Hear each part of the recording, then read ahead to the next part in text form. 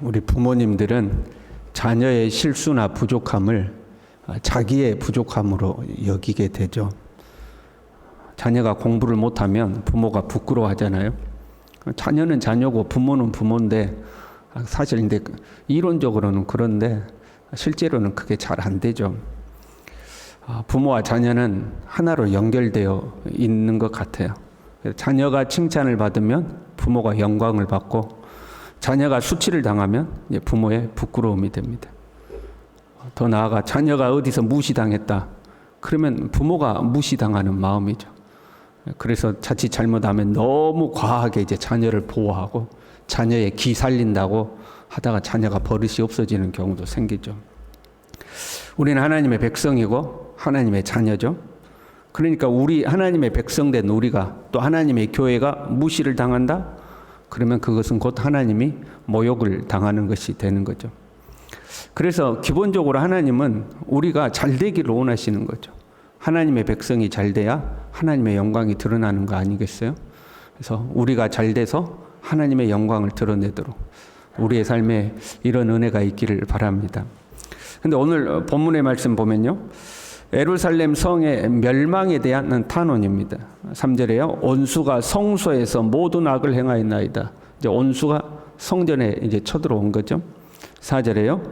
주의 대적이 주의 회중 가운데서 떠들며 자기들의 깃발을 세워 표적으로 삼았으니, 이제 점령군의 모습인 거죠.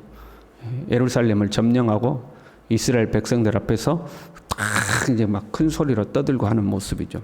6절에요. 도끼와 철퇴로 성소의 모든 조각품을 쳐서 부수고 주의 성소를 불사르며 주의 이름이 계신 곳을 더럽혀 땅에 엎었나이다. 완전히 성전을 짓밟아 버린 거죠. 성전을 불살라 버리고 탁 무너뜨리고 도끼로 찍어버리고 비참한 일이 생긴 거죠. 더 나아가서 8절에는요. 이 땅에 있는 모든 회당을 불살랐나이다. 성전을 중심으로 각 지역마다 회당이 있는 건데 성전을 무너뜨리고 불살랐을 뿐만 아니라 회당까지도 다 불살라버렸다 하는 거죠. 이런 상황에 대해서 10절에요. 하나님이여 대적이 언제까지 비방하겠으며 원수가 주의 이름을 영원히 능욕하리이까. 지금 성전이 무너졌어요. 회당이 다 불살라졌어요. 짓밟혔어요. 그거에 대해서 주의 이름이 영원히 능욕하리이까. 주의 이름을 영원히 능욕하리이까. 하나님의 이름이 능욕받고 있다. 그렇게 표현한 거죠. 현실적으로는 성전이 짓밟히고 있는 건데 그것이 하나님의 이름을 능욕하는 것이다. 이렇게 하는 거죠. 하나님의 교회, 하나님의 백성들이 짓밟히고 능욕당하는 것을 하나님이 능욕당한다. 똑같은 거죠. 자기 자녀가 능욕을 받으면 부모가 능욕받는 거잖아요. 그래서 부모는 어떻게든 자녀를 잘 양육하려고 하는 거잖아요. 근데 우리는 우리의 자녀를 어떻게든 잘 양육하고 싶어서 양육하지만 우리의 능력이 부족하죠. 능력이 부족해서 자녀들을 제대로 양육 못할 때가 있어요. 그래서 때로 부끄러움을 당하기도 하죠.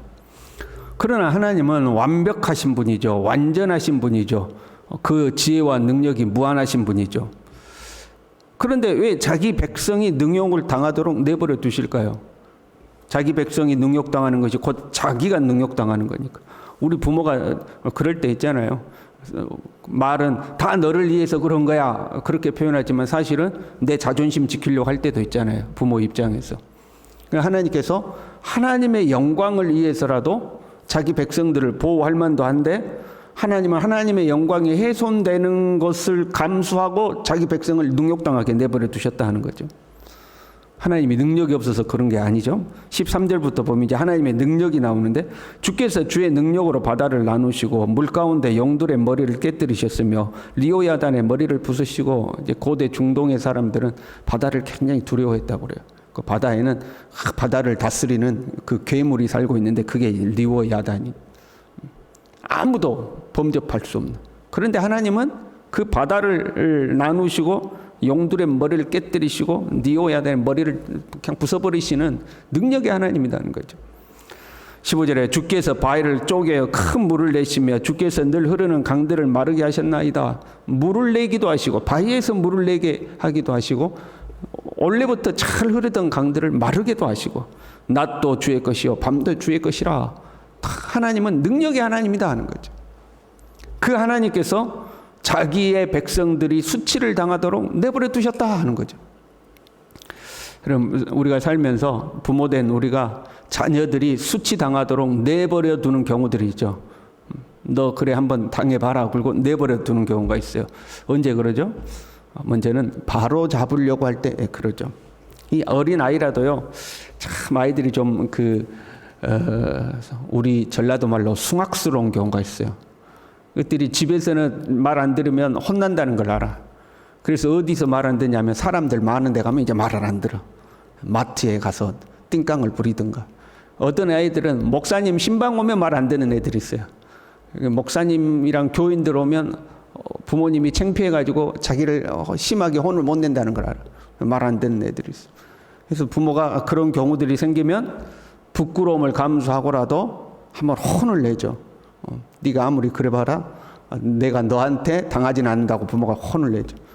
저도 저희 아이들 셋 키우면서 첫째 때 그랬나 둘째 때 그랬나 이제 기억도 잘 안 나는데 마트에서 하도 말을 안 들어가지고 마트 구석에 데리고 가가지고 구석 벽에다 세워놓고 사람들 다 지나가는 데서 혼낸 적이 있어요. 너무 말을 안 들으니까. 이게 아이들이 그걸 아는 거죠. 그러나 그걸 바로 잡으려면 그렇게 하면 나도 부끄럽잖아요. 사람들 앞에서. 나도 부끄럽고 아이도 부끄럽지만 그 부끄러움을 감수하고 혼을 내야 되는 경우가 있는 거죠. 그래야 그 버릇이 잡히니까. 하나님은 이스라엘에게 끊임없이 말씀하셨어요. 선지자들을 보내고 경고하시고 그런데 말을 안 듣는 거죠. 그럼 그렇잖아요. 말로 했는데 말을 안 들어. 그 한계가 어느 정도 넘어서면 이제는 말로 안 되는 거죠. 화를 내야 되고 매를 들어야 되고 꾸짖어야 되고. 우리가 하나님이 말로 할 때 우리가 말을 들어야 돼요. 이스라엘 백성들이 말을 안 들은 거죠. 그래서 9절에요. 우리의 표적은 보이지 아니하며 선지자도 더 이상 없으며 더 이상 하나님 말씀으로 안 하신 거예요. 말씀으로 하는 게 아니라 징계가 찾아온 거죠. 왜요? 바로잡기 위해서. 그리고 바로잡기 위해서 하나님께서 그렇게 하실 때는 다시 회복시킬 자신이 있기 때문에 그렇게 하신 거예요. 하나님 우리를 수치 아래 두실 때는 하나님께서 다시 우리와 하나님 자신의 명예를 회복시킬 자신이 있으셔요. 우리는 안 될 때가 있잖아요. 그래서 우리는 후회가 남죠. 그때 우리가 자녀를 그렇게 했어야 했는데, 그때 우리 아이한테 이렇게 했어야 되는데 후회가 남잖아요. 근데 하나님은 다시 회복시킬 수가 있는 거죠. 돈 많은 아버지가 내가 돈이 많아요. 그런데 우리 자녀들을 참 밑바닥으로 보내가지고 고생을 시켜. 왜 그래요? 언제든지 다시 회복시킬 수 있다 이 말이에요. 훈련되고 잘 연단되면 언제든지 회복시킬 수 있죠. 그러니까 참 밑바닥에서 고생도 시킬 수 있는 거죠. 하나님은 우리를 언제든지 회복시킬 수 있어요. 그리고 언제든지 하나님은 우리에게 더 많은 은혜와 복을 주실 수 있어요. 욥이 그랬잖아요. 하루아침에 자녀를 잃고 재산을 다 잃고 건강을 잃었지만 하나님이 욥을 다시 회복시키거든요. 하나님이 욥을 회복시킬 때 이렇게 돼 있어요. 여호와께서 욥의 말년에 욥에게 처음보다 더 복을 주시니 처음보다 더 주셨다. 재산이 그 짐승의 숫자죠. 처음에 고난당하기 전보다 2배로 많아져요. 고난당한 후에 400년을 더 살거든요. 그리고 자녀들도 처음에 아들 7, 딸 3이었거든요. 나중에 동일하게 아들 7, 딸 3을 주시는데 그 딸들에 대해서 이렇게 기록되어 있어요. 모든 땅에서 욥의 딸들처럼 아리따운 여자가 없었더라. 가장 아름다운 딸들을 하나님이 허락하시죠.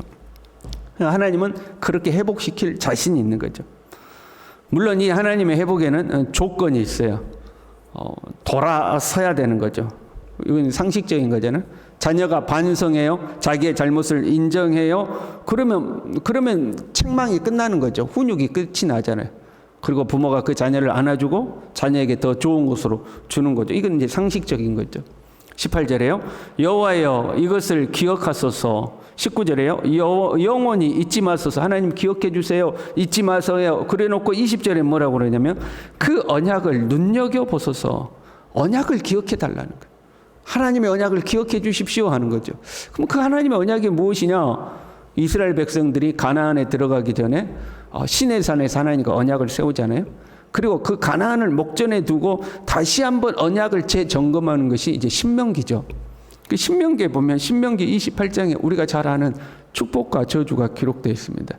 하나님의 말씀을 삼가 듣고 그 말씀을 지켜 행하면 나가도 복을 받고 들어와도 복을 받고 성읍에서도 복을 받고 들에서도 복을 받고 이 말씀이 기록되어 있고, 그 다음에 그러나 너희가 듣지 아니하면 나가도 저주를 받고 들어와도 저주를 받으리라 하고 축복과 저주가 기록되어 있는데, 저주가 거의 4배 가까이 많은 양으로 저주가 기록되어 있죠. 그리고 이제 29장에 가면 이것이 하나님과 우리 사이에 맺어진 언약이다 그러면서, 이 언약은 너희하고만 맺는 것이 아니라 너희와 현재 이곳에 있지 아니하는 모든 사람에게, 이 이후로 태어날 모든 사람과의 언약이다 하고 이제 이 언약을 세운다고 이야기해요.